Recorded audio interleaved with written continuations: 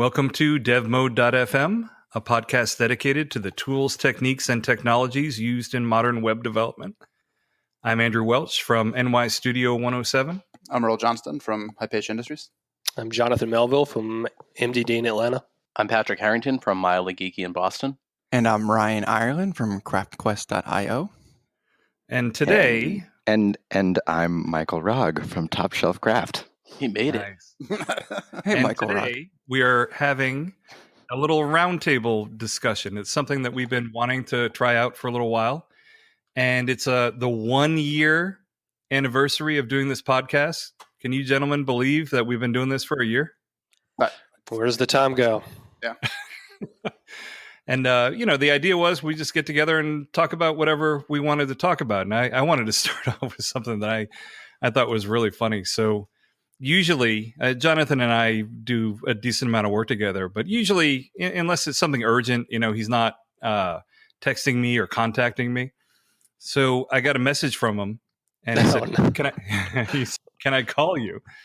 And I was like, well, I mean, sure. But then I'm thinking, wow, this is something important. Like, I wonder if I've done something wrong, He calls me up. He sounds like death. Like, he sounds terrible. And we chatted for a little bit. And then one of the sites that we worked on together was the Barefoot Contessa website, right? And whenever the Barefoot Contessa, posts something on social media, it's this massive, horde of people that are visiting the site. So what Jonathan tells me is that not only did she post something on Facebook, but she was on Good Morning America, and she sent out an email blast to announce her new book. And the Today Show. And the Today Show. And Jonathan is feeling like death warmed over. He's like, look, I want you to just make sure the server doesn't die, please. Well, what was even worse is because it was announcing a new cookbook, which is she sells from that site, which is a commerce site. So, I would look really bad if she announces her new book and then it's like gateway not found or whatever because of the torrent of traffic. So I was incapable to deal with it. Yeah, but amazingly enough, the website, it was taking a pounding. But I was in there and monitoring it, and it's not even running on Craft 3. It's running on Craft 2. Fast CGI cache for the win. No, it's not even fast CGI cache. No, we tried to implement it, but it was always a problem with the card. Like, I know there's a way around it, but it was just at the time we just needed to get it done, and we never went back and revisit it. So yeah, no fast CGI cache or anything. It does use Redis for some of the craft stuff, but $40 DigitalOcean box held up just fine. Yeah, and wow. Running Craft 2, not even Craft 3. And I was super impressed. I went in there to monitor everything, but everything looked good. And with Craft, when you use Redis, it'll use that for the sessions, which is helpful. But Craft itself caches almost nothing. Yeah. Using whatever caching method that you have set there. But I was very impressed, and it was an interesting nexus because I had someone else contact me about I think it was like a $600 or $700 a month server that they had at Rackspace that was just falling over constantly. Yeah. And he's on the same amount of traffic, by the way. It was about, I think the tipping point for them was like 600 pages a minute. And it was just. And your $40 DigitalOcean box was just buzzing away with no problem, right? There you go. That's amazing. So, well, good job. Yeah. So Jonathan, I told him I was monitoring it and everything was okay. And so Jonathan just took a couple of shots of NyQuil and crawled up in his onesie and went to bed, right? That's exactly what happened. It went just like that. It's like you were watching him do it. That's crazy. I didn't tell you about the camera I've got installed. I've noticed every time I talk to Andrew, the little green light on my laptop somehow comes on. I'm not sure if he's hacked me or something. Let's not get into that. Well, what about you, Patrick? You got anything good that's been going on lately? I don't know. We just finished up a number of large projects. Can you talk about anything? Not really. We're subcontracting, but it was what the hell cool. Are you doing on the show? I know. It was our first time using Craft 3 multi-site. I can say that. Okay. Worked really well. Some of the recent changes that have been coming out in the last weeks around multi-site have helped out quite a bit. some of the stuff that I thought was going to wait until 3.1, Brandon was actually able to move through really quickly, and it helped us out. Just that's the structure propagation stuff. Yeah, structure, being able to have its own structure, and not that when you move to a structure, everything lives in one. Kind of loses propagation and things like that. So that was a big help. Is that something that you gave Brandon the tap and said, hey, go take care of this for me, or what? Well, yeah, Brad Bell had marked it as an enhancement. I'm like, actually, this was something else that was legitimately a bug. If you have propagation turned on, but you're using like matrix blocks rather than just a rich text field or plain text, it wouldn't actually propagate the matrix blocks. It would do the basic content fields, but not things that are sub-elements, wouldn't get their own clones. And I was like, it's been sitting out there for a few months. I don't think this is really an enhancement. I think it's a bug. And Brandon, like a hero, knocked through it in like a day. So it made their lives a little bit better when it came to content entry. Nice. And were these pretty kind of decent sized projects? So wait a minute, you said you were subcontracted. So another agency had overflow or capacity, or you had a speciality that they needed, or what? Yeah. I mean, that's essentially we're doing development for someone else. For a larger agency, and that's why I can't get into too much as to what the project is. But no, it's good. It doesn't use craft commerce. It's a very specialized commerce thing. Mm-hmm. That was less than fun to work with, but they always are. Yeah. No, it was really cool, and yeah, we're looking at another project, hopefully, that we're gonna close, which is a big HIPAA compliance site, and we wanted to do it with Gatsby, just because I'm still on a Gatsby high after that talk. You're still all jazzed up, huh? Oh my gosh, I just want to do nothing but code a Gatsby front end right now. So nice. Yep. Very cool. How about Michael? Is it true you've been like in the witness protection program, or something's been going on? I have.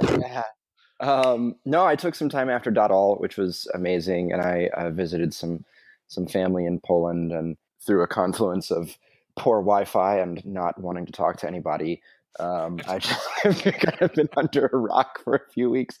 I've been working real hard on Craft 3 plugins, on my plugin ports. Well, can you? I heard a vicious rumor. Can you confirm or deny that restraining orders were involved in your absence, or there were no restraining orders at any time ever placed by me or against me? Okay, I just wanted to clear that up. Yeah.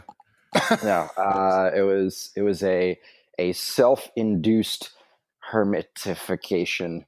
I had really been wanting to just like get in the cave and hack plugins for a very long focused period of time. Mm-hmm. And so the little lull in client work after .all was a great time to do that. I love plugins in Craft 3 so much. Right? It's much better, isn't it? So much fun to develop stuff on top of that API, and even like just Yi2 as a framework, even in cases where I'm not touching Craft at all. I've been doing a ton of backend work lately. Like that's just the season I'm in. I haven't touched much. Are you a full stack developer? Decreasingly so. The stack gets bigger, and I just my personal opinion is the full stack developer doesn't exist. Well, I have a sticker to prove otherwise. I have my web boss. No, it's literally on my. No, it means everything. Actually, I've got a sticker that says "Honk, I'm a unicorn." It doesn't mean anything. Everyone knows you're a unicorn. Not with that attitude. I mean, you don't think unicorns have an attitude like that? Yeah. So I don't know. Like lots of backend dev, lots of like content imports and API integrations, and it's just all so. It just feels so lightweight in Yi2 versus Yi1. Doing some cool stuff with Alexa lately. Oh, nice. Some Alexa skills. Lots and lots of Algolia. I love. Hold on, we gotta do this for anyone out there who's got an Alexa device. My Alexa just responded to me as I started talking about her. Alexa, buy album. Alexa, play. All right, there we go. That's gonna mess up a few people. Yeah, lots of Alexa, lots of Algolia. Like my love affair right now is what Patrick is to Gatsby, I am to Algolia. I just really dig building search stuff So right is this now. involved? This Algolia work, is this involving a plugin, or is this just custom stuff that you're doing? It is involving Search Plus. Yes. It My involves a plugin? Algolia work usually involves the Search Plus plugin, which is coming soon for Craft 3. Would you like to make a public announcement? Everyone knows that it's coming soon for Craft 3. Oh, okay. And I mean, it was supposed to have come several months ago, but life happens. Right. People get restraining orders. A lot of cool Vue.js work on top of like on the front end. So yeah, been having fun. Been trying to like wind down the client work for the end of the year and really focus on R&D and product stuff. So it sounds like you're enjoying that more. Yes, I mean I enjoy the client work, but there's only, it's like when you're juggling clients that are in the midst of kind of high stakes projects, your availability to do the quieter, like headier stuff, like research new tech or whatever, is just I can't find that focus as easily, and so I tend to try to work in seasons. Like when I get into R&D mode, I will try. All right, what season are you right now? Are you fall ROG or spring ROG or what? I am hardcore pumpkin spice ROG right now. Absolutely. Oh dear Absolutely. God. Actually, I have, because I said that, I am like, I don't begrudge anyone their pumpkin spice, but I am also fully on board with all of the memes making fun of everyone for all of their pumpkin spiced stuff. And I was walking around in Whole Foods yesterday, and I stumbled upon some pumpkin spiced protein powder. Are you kidding me? And I actually, what is the market for that? I knew, well, it's me apparently, because I knew as soon as I saw it that I was going to buy it, and then as soon as I realized that I was going to buy it, I immediately, like every single pumpkin like meme making fun of pumpkin spice people, like they all just like flashed before my eyes with me in them. Good. Like one after the other, and in sort of nightmare fashion. Then I put this pumpkin spice protein powder in my cart and came home and made myself a smoothie and worked on plugins. It was great. It's a good life. It's a good life. October for the win. Yeah. You're like Cartman getting all beefcake, right? Beefcake. My goodness. So, hey, Patrick, I want to ask you something real quick. So, rumor has it that you were sent a special article of clothing relatively recently. Would you happen to want to go into that? I think Jonathan knows a little bit about this too. Oh, well, this is a couple months back at this point. Yeah. Are you wearing it? No. Okay. What are you wearing? Disappointing. I know. What am I wearing? Actually, I have a Bureau of Digital t-shirt on now. I do have a nerdy shirt on, but okay. No, I was delighted and a little bit horrified and to find one day I had a custom-made CodeKit T-shirt sent to my home. Enough weeks after after Andrew had for some reason asked me what my address was, and I don't know why that didn't send off warning signs. But and you gave it to the him. only reason I don't wear it on a daily basis is it is a cotton polyester blend, and it just is the itchiest shirt, which makes sense. It's CodeKit, so it's the itchiest, most irritating shirt that I've ever owned, and I can't wear it. And when you say this is a custom CodeKit shirt, in what way has it been customized for you? Well, I wouldn't say it's been customized for me. I would say that such a beautiful thing had never existed before in the world. That's right. We had to make one. Yeah, I don't know if you did Cafe Press or whatever the heck, but what did we use, Andrew? I can't remember. I don't remember. Custom ink. I think we used custom ink. Yeah, you're the. That sounds right. Every once in a while, Jonathan will like just out of the blue send me something random, and I'll start laughing and say, "We have to do it."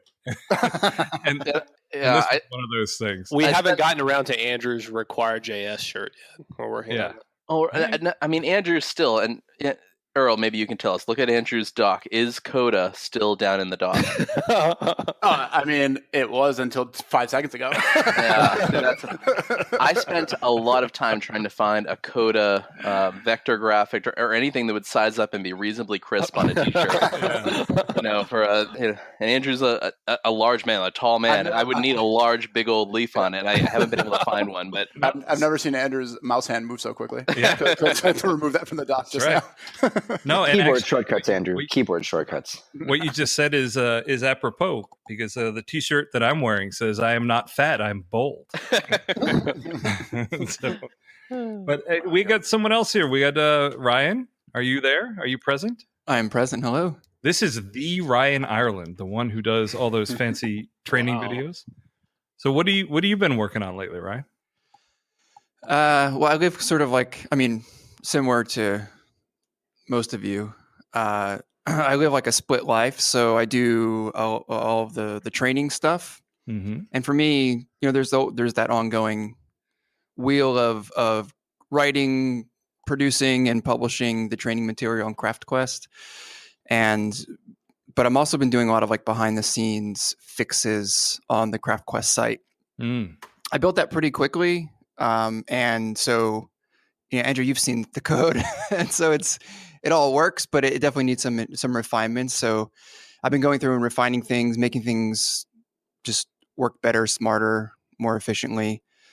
I did a big like account thing. So I created like an additional account level on the site, and then had to redo all of the permission checks for who has access to which content. And then also sort of just wired up. I use like Drip, which is the email marketing tool that I use. Right. And so I wired that up with custom events. So you're kind of like the equivalent of the guy that is just out in his garage working on his own car, right? Yeah.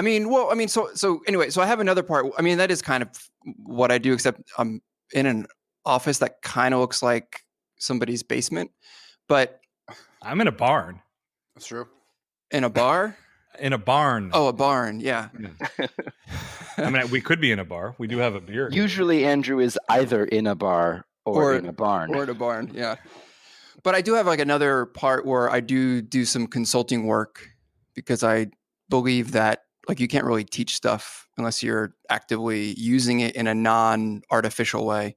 Yeah, of course. So because consulting work, and one interesting thing I've been doing is this pretty big data migration out of another CMS that's also PHP based into Craft. It's actually Craft 2, because it's a older site that is getting updated with a whole new bit of functionality.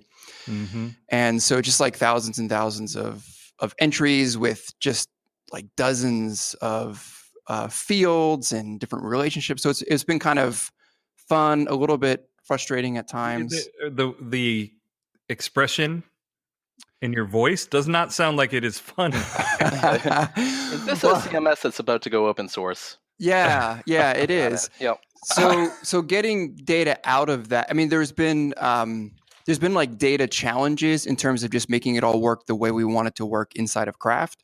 Mm-hmm. And so there's been a lot of like data manipulation sort of in between getting it out of Expression Engine, I'll just say it, into JSON and then eventually into Craft. So, but I like that. I've actually done, I think I counted that in like maybe the last 18 months, I think I've done like 20 data migrations from Expression Engine, believe it or not, into Craft. Earl, we should hire him. Yeah. And this has been literally, we're in the middle of something kind of like that, right? Yeah. So we've got this old website that it's running like EE273, something like that. Oh, I'm familiar. Yeah, and it's one of those things that we've just left it there, right? Because it had Cartthrob installed on it. It had all of these, all these like horrible things, and we just kind of left it there. But it's at the point now where enough stuff needs to change that we want to at least get it on a new VPS so he passes like PCI compliance. He's running like PHP 5.3 or something like that. And in the process of that, we need to upgrade the CMS to, we don't want to go to 3. We don't want to deal with any of that nonsense. but to the latest version of 2 that actually will run on PHP 7. And we're also, this is a really old project, so we don't even have like a good development environment or workflow or stuff like that set up. So we're setting all that up. But it's a real pain because it has to be running an older version of PHP. When we do the upgrade, then we can move it to a later version. Like apparently the upgrade itself doesn't work if you're on PHP 7. Right. You guys run into that? Yes. Yes. So actually, it's really interesting listening to y'all talk about these migrations from Expression Engine. I actually love running big site migrations from Expression Engine to Craft. Let's get Michael. Do you have any time? It's satisfying, isn't it? Okay, so quick shout out to the Walk plugin and also to the Legacy login plugin, both of which I wrote.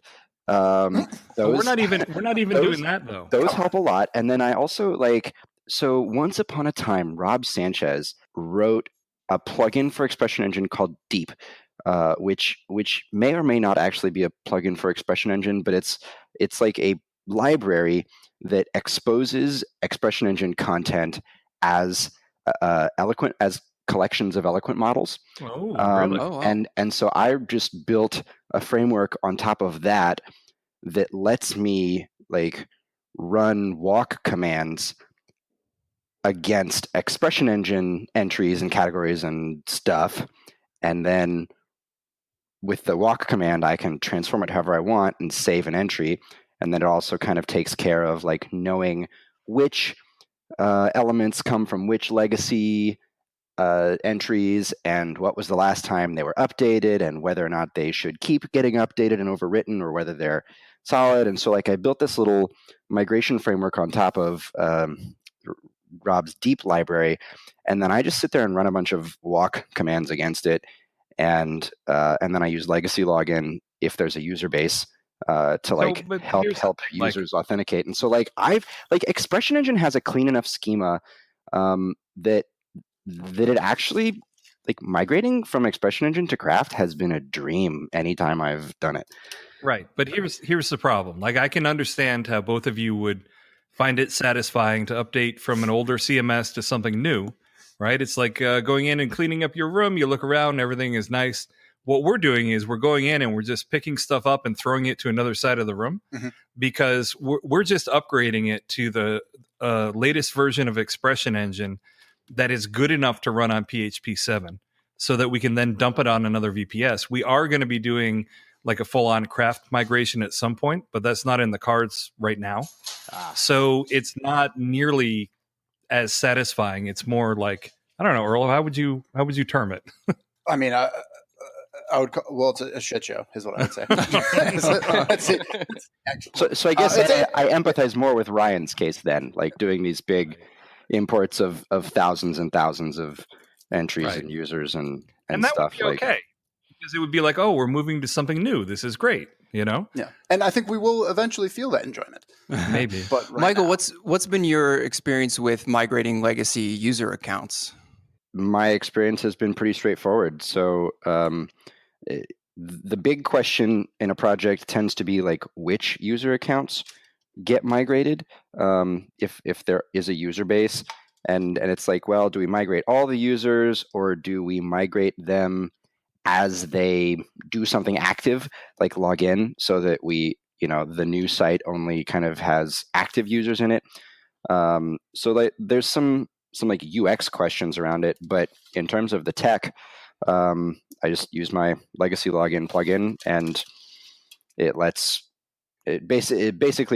provides a controller for Craft that takes a username and a password and checks Craft first. And if the user validates, then it logs them in. But if it can't find this user in Craft, then it goes to the legacy database, and using whatever authentication logic it needs to for whatever system is the legacy system, it then checks the username and password in the legacy system. And if it validates, then it comes back and creates the new user in Craft and sets their password and throws some events in case you want to tack other logic onto that. And so the end result is, you basically sit there with your legacy users table running in parallel to your new craft database. And anytime a legacy user needs to log in, if they don't exist in craft, but they are valid in the legacy system, then they get moved. Yeah, I think that's a great way to do it. Yeah, sure. This is, I hadn't seen this plugin before, Michael, and I believe I'm going to send you a gift card for nearly unlimited Starbucks drinks. This is really cool. You solved I'll take it. a bit of the puzzle for me. Just send them a bunch of pumpkin spice. Well, I was going to say, protein Starbucks powder. is like the pumpkin spice capital of the universe. So that works out great. But Patrick, the reason why I have the damn Coda icon in my dock is for this site. It's for this site. Like, I can't wait to get rid of this thing. I cannot. Why do you wait. need Coda for? That's the thing. Yeah. Because shut up, God. No, because this site was done so long ago that we just cowboy the thing. Like we are using Coda, or I am using Coda. I don't know what Earl is doing to access the templates on the server directly and just modify them. Yeah, that's what it's there for. You're good with DevOps. It would take you 2 hours to get it set up locally and push No, up. Even if you had to that's what we're SRT, doing now. we spent all day yesterday. Hacking around on it. It's really annoying because where we set Earl up with Homestead, to get things up and running, and it even has issues with PHP 5.6, right? Yeah. Right, and so we're like patching it together just so that we can run the updater. Yeah, right? it took like 3 Homestead destroys to get the updater to run. Yeah, basically. and I kept screwing it up. And what we're doing is we're going to be kind of replicating a strategy for migrating this thing, because when we actually do the live server, we're going to have to do everything all over again from scratch so that the migrations all run. Yeah, because I think don't you start to get squeezed by OS versions, because a lot of those older ones that run the older versions of PHP are no longer getting security patches. So a lot of I know hosts that just be like, we can't run that. Yeah, no, that's exactly what's going on here, right? It's an old CentOS box, and it's running PHP 5.3, so it fails the PCI compliance checks. Yep. And you're right, like you can't update some of these things in place, so we just got to throw everything out and start all over again. But any new hosting that we acquire, because we're going to do it, we're going to need to spin up something, right? We're going to have to do the migration. Like when we're ready to switch over, we're going to have to do the migration from scratch with the most recent data on our local dev. And then we're going to just have to push everything out to the live server, switch to DNS and pray, Yeah. And it's going to be, I don't know. I don't enjoy these kind of things. I know that, Michael, you might enjoy this stuff, and I do like it when I'm bringing it. I do enjoy it. You, I don't know. You got some sadistic, masochistic streak or something. I don't know. I mean, I do DevOps all the time, and if there is an improvement that's being made, that I like it. But if it's just like in this case, we really are just kind of like, tossing the clothes to the other side of the room. That doesn't really do it for me too much. But the best, the part about cowboy coding and stuff like this is that when it works, it's so satisfying. Like when we finally do spin that live, like after getting the migration steps down and stuff, and spin it up and it works the first time, because it's gonna. Right, but we're doing it right this time. Like we're going to set up a whole worpflow for pulling everything. Well, that's what I mean. That'll be the last. That will be like the last ripcord we really get to pull on this site. Is when we put it up. And I know that excitement usually isn't part and parcel with like web development, but there's some actual stakes with this when we start it up live. Yeah, and when we actually do the transition to craft, Michael, I probably will actually contact you and see if you want to do anything. How many months heads up do you want? Half a month or so would be great. I'll give you at least a month. How about that? Be luxurious, purely luxurious. I want to make sure that your schedule is cleared. Now, Jonathan, I know you're a little bit sick, so I want to give you a shot if you got anything that you want to talk about, or if you'd rather just, just curl up and die somewhere. Well, I'm definitely curled up. I'm not quite dead yet, so I think I will preserve my energy. But it's been a fun year, and I guess I'll just end it by saying this is something I've always wanted to ask Ryan about. So I am actually the #1 fan of eeinsider.com. I check it every single day, and since 2016, I've been very disappointed, and so I was hoping maybe we could get an update on what's going on. Yeah, what's going on with it, Every Ryan? day, it's just nonstop disappointment. I usually Ryan? refresh maybe a couple of times a day too. But That's you refresh as much as you want because that is running off an S3 bucket. So you go ahead and Where's the new content, Ryan? I'm sorry? Where's There's the no new content? CMS. There's no new content. Sorry. Actually, does anybody know the scoop on the Expression Engine open source transition? Because I saw that yesterday, and it sort of hit me out of nowhere. Like, where did that come from, and what does that mean? Does anybody have an inside track on that? So I have informed opinions, but I'll let someone else go first. All I've got is speculation, but I'm happy to speculate all day. Okay, Patrick, you got anything you want to say on it? Are you looking forward to it? Do you not care? What's the deal? I mean, so I'll say, I'm grateful Expression Engine just because it let me get away from working for a really great agency, but a .NET agency, go out on my own, become a freelancer. Ryan's on the line. His Majingo videos were part of that. Like, yeah, I mean, to me, it was such a huge part, I think, for a number of us and many of us in the craft ecosystem that, I don't want to cheer on what looks like it may be, having to take a step back and maybe commercially, selling licenses isn't the best way for them to bring in revenue. But it's an interesting play. I mean, it may mean that they're just right now licensing and having to support those licenses, what comes along and the expectation just doesn't make sense for them. Personally, it's not the right CMS for me anymore. I couldn't see myself going back to the templating language. Just, once you've gone Twig, once you've been able to say, set var equal to 5 and not have to use a plugin for that. Right. I would literally become a farmer before I would go back to that. Yeah. So, I mean, it's tough. I mean, I wish them the best, but it's not the right choice for me anymore. Yeah, I think you can see it from a cynical, side, which is like they're, it's like a sign of like the end. Or you could maybe say, and nobody really knows, like has insight. You could say, well, maybe they're actually doing well enough off of support agreements that they've decided to adopt like the Acquia model of just, not selling anything except services. And that's, how it works. I honestly don't know, like, I have a sort of feedback from people around me, but yeah, I think most people around me are pretty biased, in terms of is this the EE insider information, right? Yeah, exactly. Yeah, if only we had the EE insider on the call. And I know at one point, Pixel and Tonic, I think Brandon talked about this on Craft Slack, there has been the discussion of could or should Craft go completely open source. The difference there is that they have the plugin store, and so if Craft could go massively large, and then monetize based on a percentage of plugin sales, that may make sense. I think for Expression Engine it may be a little bit tougher if it's going to be just support, and it looks like they're trying to do some partnership type stuff. But yeah, I think for Craft it seems like a more viable.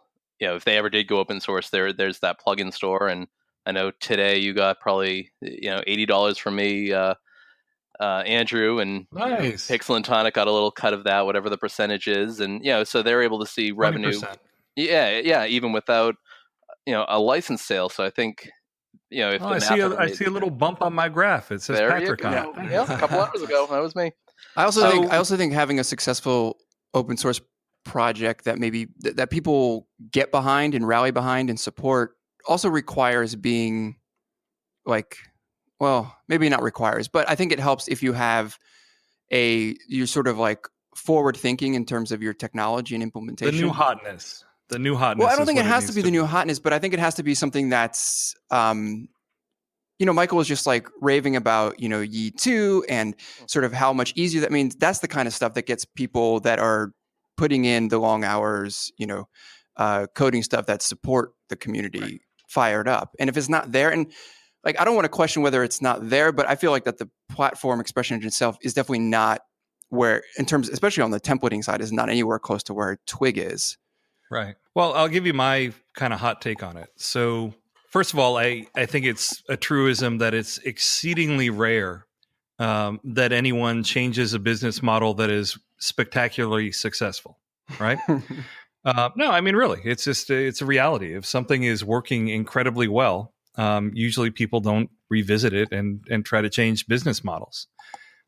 So if I had to guess, and this is a guess because I don't know, I would say that the revenue that they make from their service license agreements, their SLAs and support contracts and that type of stuff, that revenue probably exceeds by a decent margin the money that they make by selling new licenses to their product.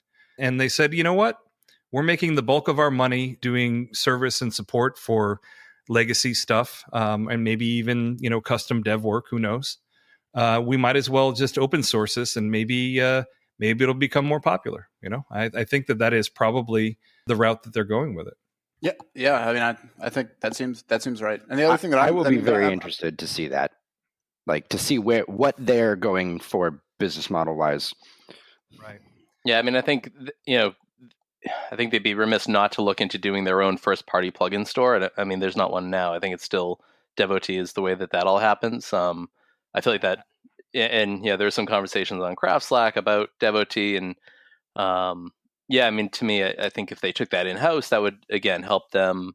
And Masuga still owns that, right? Yeah, he does, but it sounds like it's not what he wants to do. Maybe long term. I think it probably hasn't been a cash cow for him for a while. And so much work. I think anything like that, there's a lot of work that goes into that. Right. So, I could see if they went with a first-party plugin store, they could do some things, and who knows? I definitely don't take the like cynical DOA view on this yet. Like, Expression Engine still has a giant user base. We still even use it occasionally, and the progress in their code base over the last couple of years has been amazing. So like, I don't know. I don't think I have nothing that tells me they're down for the count yet, which seems to be the prevailing opinion.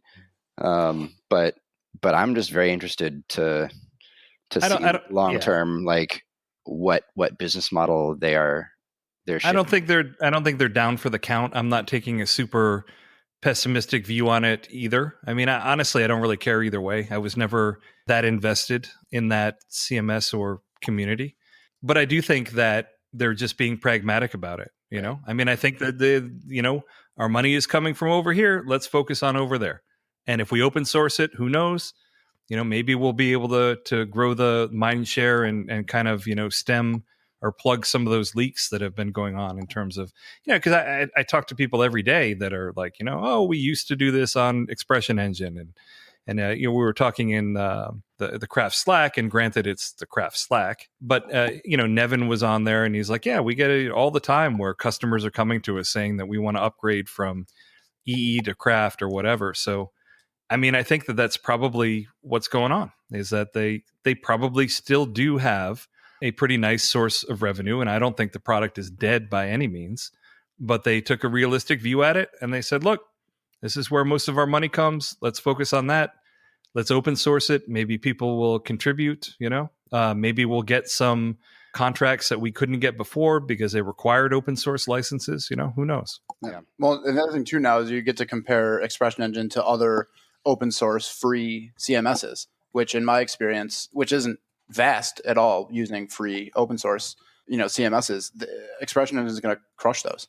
I mean, what's the most popular one is WordPress by far, right? So You're talking about now EE out of the box smashes WordPress like in every way. Maybe it changes how they're lined up when there's those side by side comparisons where Expression Engine now gets that also free open source label along with WordPress. Yeah. Exactly. I don't know if it's going to change. There's a lot of interest, I guess, going into the community association as well, which is also the new hotness that I guess they announced at EEConf. And what is that? I don't know what that is. Changes. It's like my impression is that it's sort of like the Craft ProNet, except it's not first party. Like it's a community org that is actually like legally an entity, the Expression Engine Community Association or something, and this is the organization that is in charge of running EEConf and in charge of maintaining and running this like membership directory and I'm not sure how like LS Lab is leveraging this new membership program to like. So I read on there that they're not related at all, Michael. Michael, you cut out for a second. Yeah, they're not related at all. It's the organization that runs this is a totally separate entity from Ellis Labs. Yeah, totally. It's kind of like the, I don't know, expression engine Freemasons, where you pay your yearly dues and you're kind of in the group, is kind of what it seemed like. But yeah, I mean, I don't know, whatever. It'll be, to me, this is really, I don't know, not really a big deal. It's more of like a curiosity, and it'll be interesting to see how it plays out, Yeah.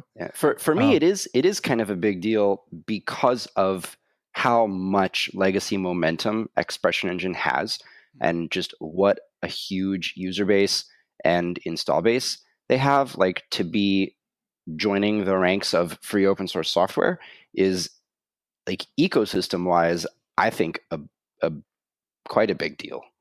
Yeah, it is, but I think Ryan made a really good point that, for an open source project to really take off, it's got to be associating itself with something, new and exciting, and a project that feels very modern. And I don't know, I'm just not getting any of that from EE. What would be to challenge my own opinion there? But what would be like the version of that for WordPress? Would it just be it's the ease of use and just how quickly it became so ubiquitous? Like, what would be WordPress's? Because we all know, like, behind the scenes, WordPress can be kind of a nightmare from a development perspective.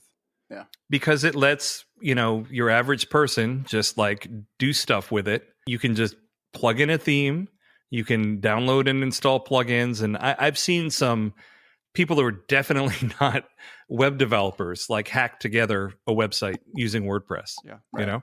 But I really think that those kind of websites are going to get crushed, and they're going to get crowded out by services like Squarespace and Webflow and all of those. So I really think that the biggest thing that WordPress has going for it is momentum and mindshare.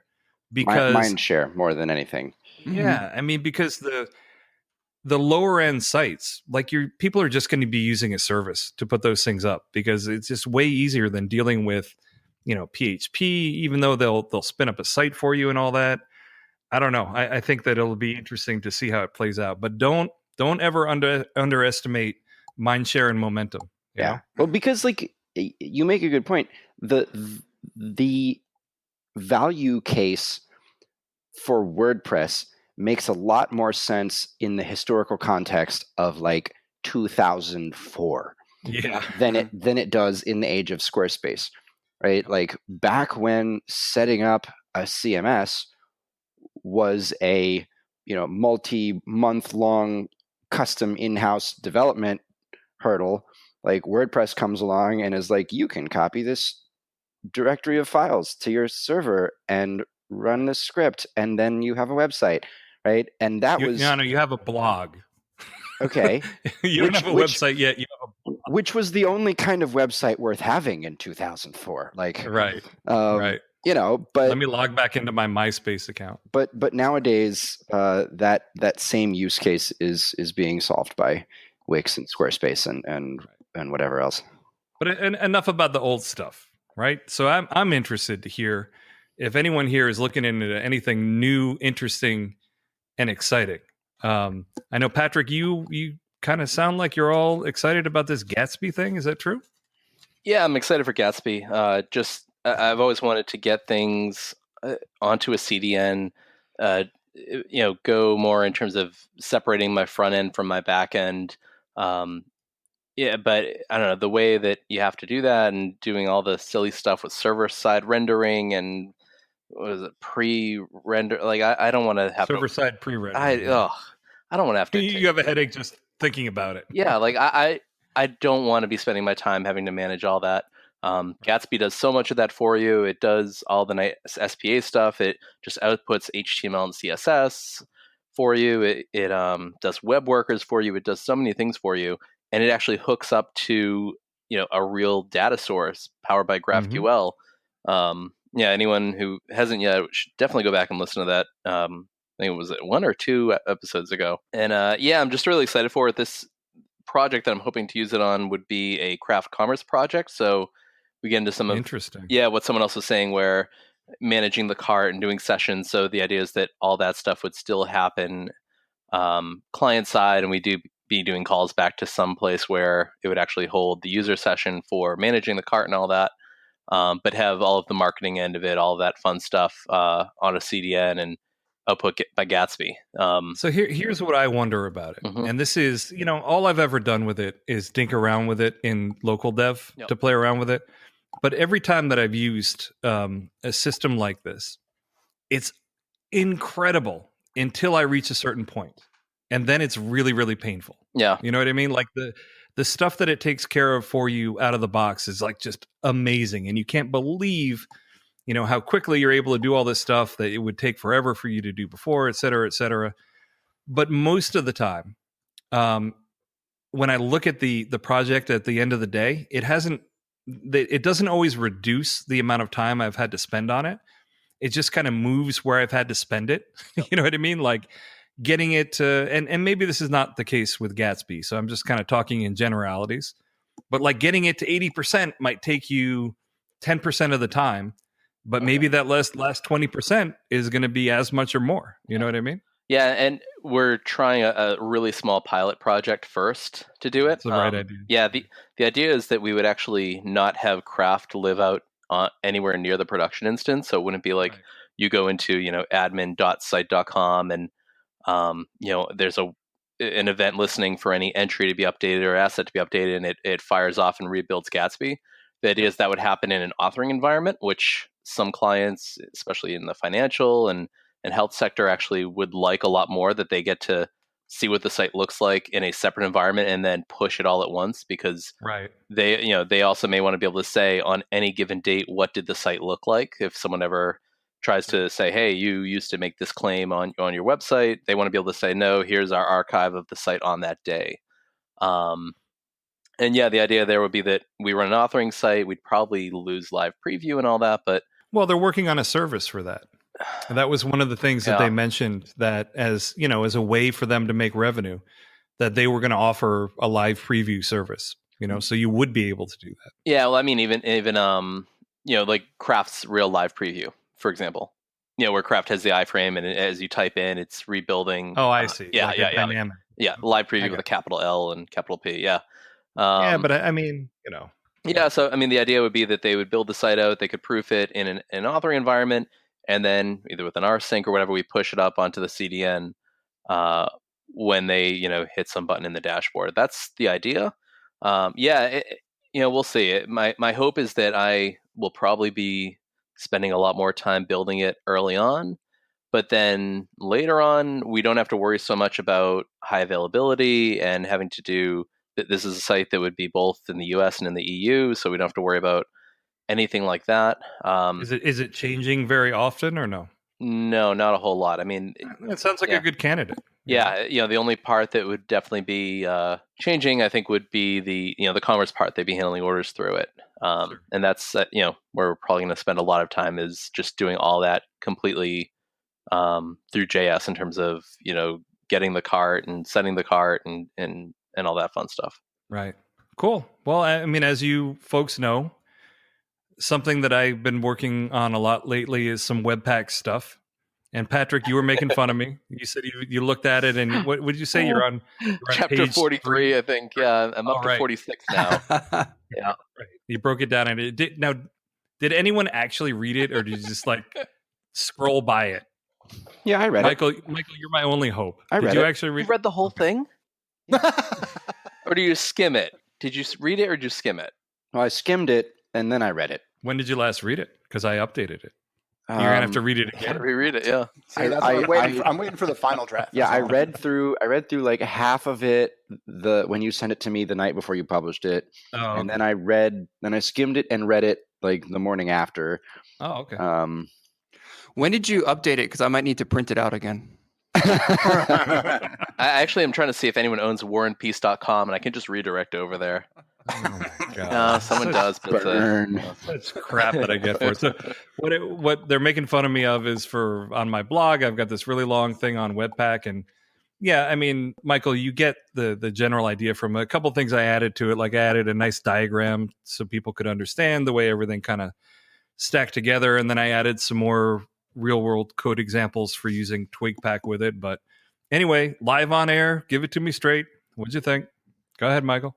I'm super excited, actually, and I'm so grateful that you did so much like feeling out work that I don't have to do.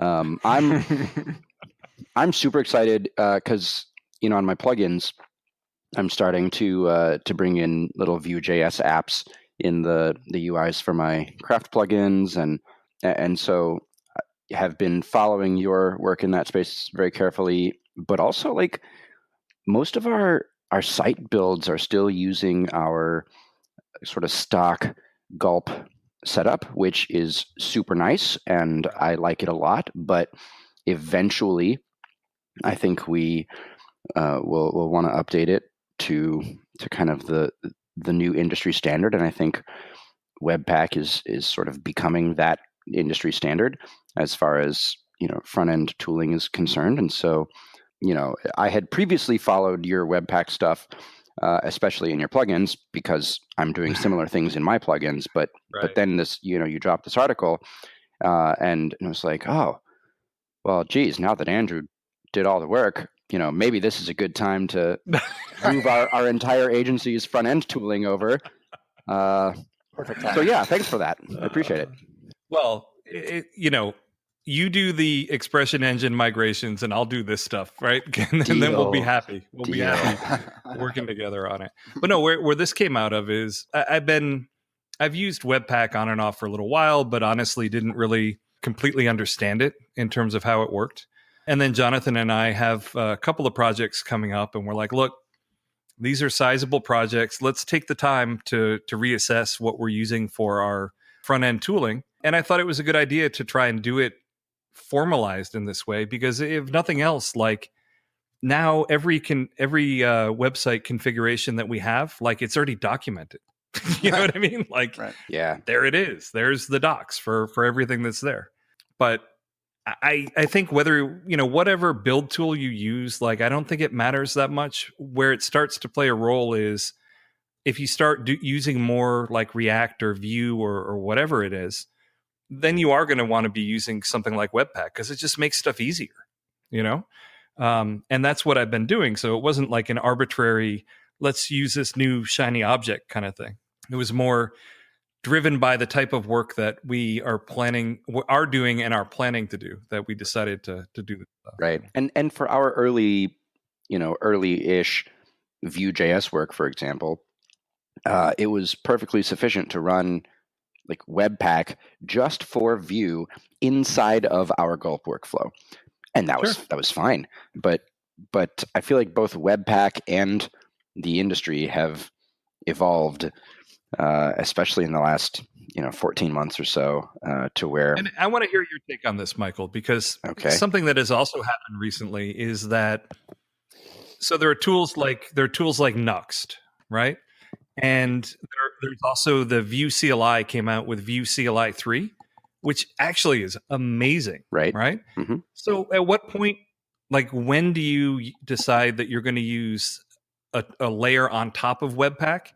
And when do you think it makes sense for you to actually learn Webpack? Or, I'm going to give you another option. Does it make sense to learn Webpack, at least to some extent, before you layer a tool on top of it? Oh, gosh. Okay, so those are two very separate questions.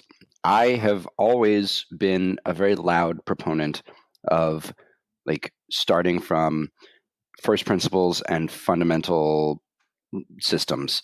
So like, I think everybody ought to build their own Nginx server before they go use Forge to do it. And I think everybody ought to like spin up some basic gulp setup or Webpack setup or whatever before they go copy yours. But you get the developer at an agency, and their boss is like, the site has to go live in 3 weeks. Right. So then what? It's a real double-edged sword though, because yes, maybe you can just take some boilerplate off the shelf and deploy it, and it works, and that's great. But later, when something doesn't work, it will cost you dearly, right? Because it feels much different to delay that site launch by 16 hours as it does to have your e-commerce site down for 16 hours because you can't fix it, right? Like it feels bad to slow down up front, but it feels worse when you didn't and then it came back to haunt you. And so like that's why I encourage people to not get too far into the new hotness in production before they, and I'm not saying that you need to go like be an expert, like really deeply master a thing, but you need to at least have enough lay of the land on something's, makeup and philosophy and internal functioning that when something starts to go wrong, you have some intuition of where to look and why it might be happening. It's awesome that I have Earl here for this. Earl, what's that movie that it's set in the future and people become so dumb they don't even understand the Idiocracy. Yeah. Right? It's kind of what you're saying, Michael, right? Like Idiocracy, where you don't want to get to the point where you're using so many layers of stuff that you have no idea what's going on or how to fix it. Yeah. Right? The counterpoint to that, though, is like if it really does do exactly what you need, and it's not like an 80% tool that you have to get to 100%, but it is what you need to accomplish what you are doing right now. Then that's when you bring in a layer on top of something, an abstraction layer or a boilerplate layer. Is when it gives you what you need. And so like if you're doing something super straightforward in Vue, then go grab the like Vue CLI and don't feel bad about doing that. But really, make sure that it's going to fit the use case before you do it just for the sake of, this is done and ready and someone else did the work and now I'm going to use it. Like make sure that it actually is what you need. The other movie it reminds me of, I think it's WALL-E, where there are a bunch of people that are, it's a great movie, but there are a bunch of people on a spaceship and they're just like sitting in a chair, drinking slushies and stuff like that. Yeah, that's WALL-E. Patrick, it sounds like you want to just sit in the chair and drink the slushie. Is that true? Don't we all? With Gatsby doing it for you? What's the deal? No, I just, I don't want to go and, write assembly or anything. I just want to, build the stuff where I'm going to add the most value. That makes sense. Yeah. WebAssembly is coming to Webpack near you. It's actually already there. You can already deploy WebAssembly. And it's slower than JavaScript. There was just a really good write-up on it the other day. Yeah. It's only like if you're porting C or C++ stuff over, they were seeing the real benefits. Well, of course. I mean, that makes sense. Or Rust. Right. So are we off of the length of this article? Because it took a while for me to drag my mouse and copy and paste, but I put it into a time to read calculator. Out the file trees. What do we think? Price is Right, closest without going over a number of minutes to read the Webpack. And that's just to read the words. That's not to understand it. Or the website says 5 minutes right at the top. So I'm going to go. Does it say at the top? Instapaper says 46 minutes. That was mine was like 40. I was in the 40 range. Look, I believe that whoever made this website is very trustworthy. I believe the 5 minutes. How did you get 5 minute Oh, you need to check that plugin. Maybe that's Ryan Shrub's old plugin. I can't even scroll from top to bottom of this page in 5 minutes. Yeah, I got 92 minutes on the one that I was 92 minutes. Yeah, you need to be using the read time function from Wordsmith. Yeah, I don't know what read time function you're using, but did they all say 5 minutes?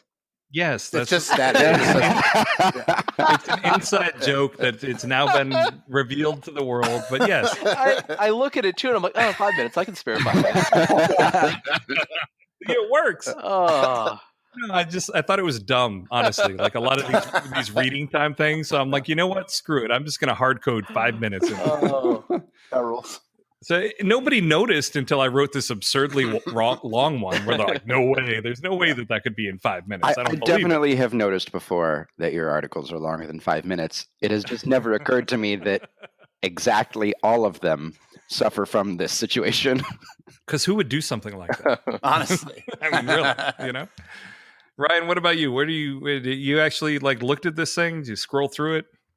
I looked at it. I scrolled through it. And then you rolled your eyes and No, but what I realized was that I got to the links you posted about just sort of getting more familiar with Webpack and what you should do, and I realized that I wanted to brush up on some of the fundamentals before I jumped in. Yeah, that makes sense. And it made me. I mean, I'm glad you put that in there because there's a lot of people that will just kind of try to replicate or duplicate what you have, and then not actually like figure out the fundamentals, and that causes all sorts of pain. No, what they will really do is send you they'll email, replicate what's there. Yeah, and then they'll either on Slack. They'll or in comments on the blog or something like this doesn't work. Can you fix this for me? Like, no. Yeah, definitely not. So, anybody else got anything that they want to chime in on here? No, I think it's. I went back and I was listening to that first episode from a year ago, and it was a lot of fun to listen to. You look at the time when we recorded it, and at that point, Craft CMS RC1 had just been released, maybe in the week before. And it's funny, we're talking about how it's a release candidate. Maybe this is ready for release, and no, it took a little while longer. There were many release candidates, but Craft 3 is so much better. It's been a big year between 2.alls. I haven't been able to make it yet, but 2.alls, Craft. That's right. You didn't go to either one. I haven't been well, the first one. Do you have an EU-based business or something? What's that? Is your business based on Expression Engine or something? I'm talking to you from Tennessee right now. No, are you doing a hostile takeover of EE Insider? No, I try to hack into my S3 bucket. No, timing has just been tough in terms of making 2 trips out to the Pacific Northwest or making it to Berlin. By the time I thought I was going to be able to go to the last .all, the flights were just outrageous. Well, anyone who's headed up to Montreal, I got a space you can flop at. On your way. I'm coming. All right, well noted. Thanks for the warning. I think it's just like thematically interesting to look at how far evolved our concept of what a website even is. Right. Like has moved since even just a year ago. Oh yeah. And the coming of age of GraphQL and GraphQL and static generators and this is why I'm going so hard into Alexa stuff. Is like I think the concept of a web page is a thing built in HTML that you look at on a screen. I think that concept is not long for the world, and just looking at the last year, it's astonishing to me just how far just our concept of what is a website has come in 12 months. If you look at how far it's come in the last, how much has changed in the last 10 years since the iPhone came out, 11 years, right? Like it used to be, you had to sit down, get your mouse out and turn on your computer and browse around. And now it's just you can whip out of your phone out of your pocket and have everything you need, but in a different, it's a different view on the web, similar to like you were talking about with Alexa, right? It's not much different than that. It's just a different view. Yeah, that's it. That is an excellent way to wrap up the show. That about wraps it up for another episode of the devMode.fm podcast. To have every episode delivered to your favorite podcast player, subscribe to our RSS feed or subscribe via iTunes or Google Play. And if you like what we're doing, leave us a review. You can also follow us on Twitter at devModeFM. And we'd love to hear your thoughts on this episode. Hopefully we'll be with you for many, many more years to come. Just leave us a comment on the devMode.fm website.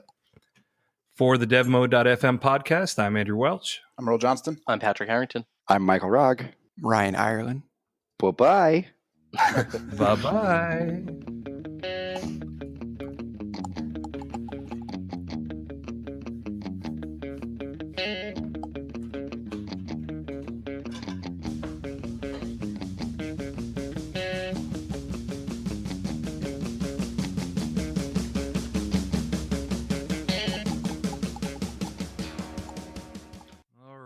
And just as a testament, I want you guys to know that my kids had a half day of school and they were in the room the entire time we did this podcast. You guys want to say something? Yeah! Is this the best day ever? You're convinced? You need to that's take great. those kids out for ice cream. Hello. Yeah. Would you have them on the Game Boy or something? What are they doing the whole time? They did, and we were dealing with dogs. You probably heard the doors opening here, there, and everywhere. But I'm Gosh. impressed. all right. You let your kids